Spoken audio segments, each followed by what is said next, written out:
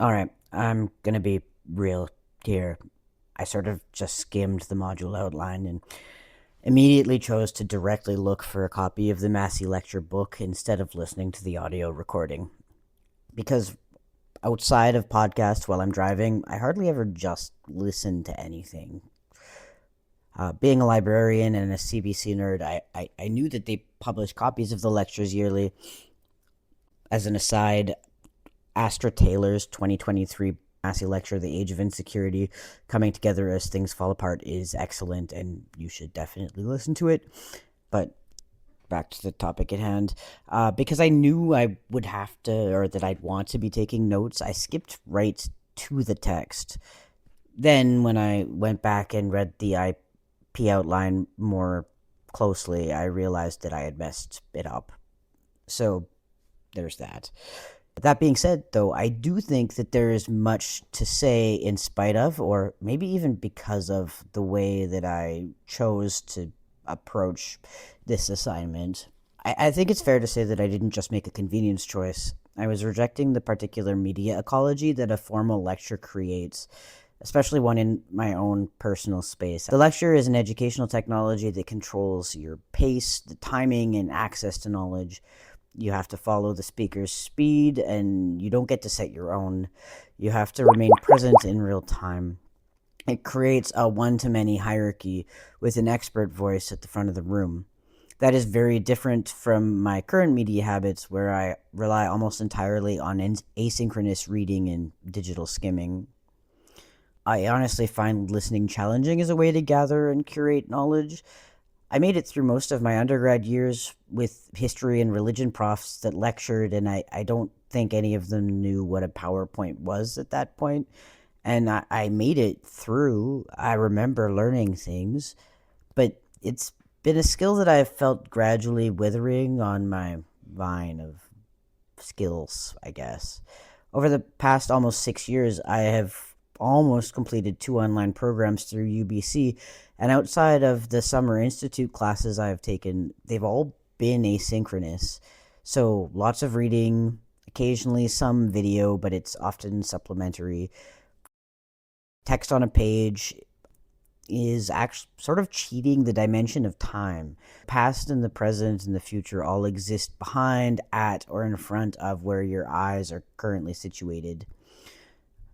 Video at least gives you context cues and other design choices, and both audio and video rely on very close watching and listening, and require you to know when you've lost focus, I lost focus. or didn't hear something correctly, or misheard.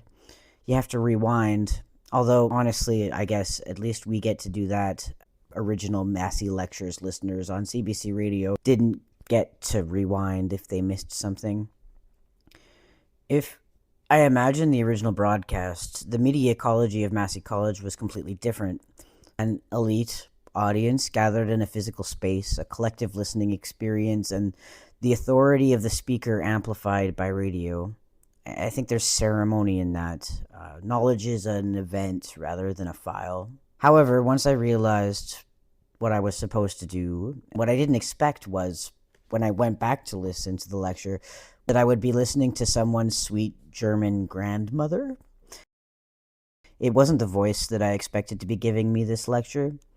I know that we're all biased, and I will admit that I didn't expect this kind of theorizing from a woman of her age. She was 78 when the lectures were published and had been at the U of T since 1952.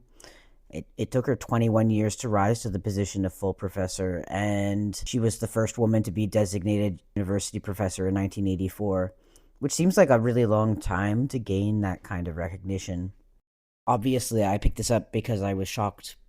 Not shocked, but her voice interested me in a way that I wouldn't have picked up without hearing it. And so I went on a little bit of a Wikipedia tailspin, and it got me reading about her girlhood as a child, growing up in Nazi Germany to a Jewish mother. I believe her father was Quaker, and there was this quote that I read there that really stood out. I remember a real subversive pleasure that there was no word of authority that could change either the laws of physics or the conduct of math. And that's why she got into studying math. And given her family experience in concentration camps and her own time in a forced labor camp, the through lines to Franklin's focus on technology become a bit more clear to me, but I wouldn't have figured this out if I hadn't done the listening. Her voice was the clue that there was more to the story. The Nazi Party was a party of technology, and especially prescriptive ones. For example, the Nazi state used data tabulating machines to turn people into line items, to identify Jewish ancestry, to track deportations, to manage rail schedules. The German company De Homig, which was an IBM subsidiary, leased punch card systems that processed census and camp data. Engineering and logistics organization used standardized workflows and forced labor so that human agency was replaced by system flow. This stripping down of responsibilities and tasks creates the conditions for the dehumanization that is necessary for such an atrocity. It is a terrifying reminder that prescriptive technologies are not neutral. When you strip judgment and moral responsibility away from the person doing the work, anything can be justified. Education should resist that impulse. Franklin's life makes it impossible to treat technology as neutral or purely innovative. Teaching feels like a holistic trade to me. A good teacher designs, adapts, responds, observes, evaluates, and supports a whole human in front of them. Franklin describes holistic technologies as those controlled by the user, where the person maintains responsibility for the full process and the consequences of their decisions. That is the ideal of teaching. You have to hold the big picture and the tiny details all at once. Educational technology often leans towards prescriptive. The task gets broken into standardized parts. The platform dictates the workflow. Click here to submit, watch this video, complete this quiz. It risks turning teachers into operators of a system rather than craftspeople of learning. Franklin warns that prescriptive technologies separate planning from doing, which can separate educators from learners, I think. When the technology is the lecture or the LMS, the human relationship can get flattened into inputs and outputs. Listening to Franklin's voice disrupted that prescriptive strip down.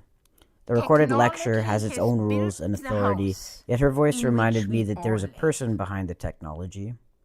The broadcast Massey lecture is a prescriptive delivery system, but she was doing holistic work inside it, shaping ideas, responding to story, and trusting the audience to think. Listening to Franklin's lecture reminded me that oral technologies do something holistic that prescriptive technologies struggle to replicate. Illich and Sanders talk about a world where memory lived in relationships, rhythms, and shared performance. The bard didn't store knowledge like a filing cabinet. He composed and remembered at the same time, guided by music and community. That is close to what teaching feels like at its best. Responsive, embodied, alive. A memory palace, even though it is technically artificial, still requires the learner to build a structure of meaning and wander through it using their own imagination. Prescriptive educational technologies flip that. They store the content for us, decide the order, ask us only to retrieve. It is efficient, but it divides thinking from doing and knowing from being present. Listening took longer, but I don't think the extra time was wasted. It gave me access to things that don't appear in text: age, emotion, cadence, and human presence. I noticed my own biases, and I noticed how her voice carried lived experience that shaped the argument more than the printed words ever could. I was happy to have the text to go back to, though. Her accent and the lack of captions made it hard to follow at times. And at the end of it, I couldn't help but think how prescient she was, and that I fear that she might not like the times that we are living in right now.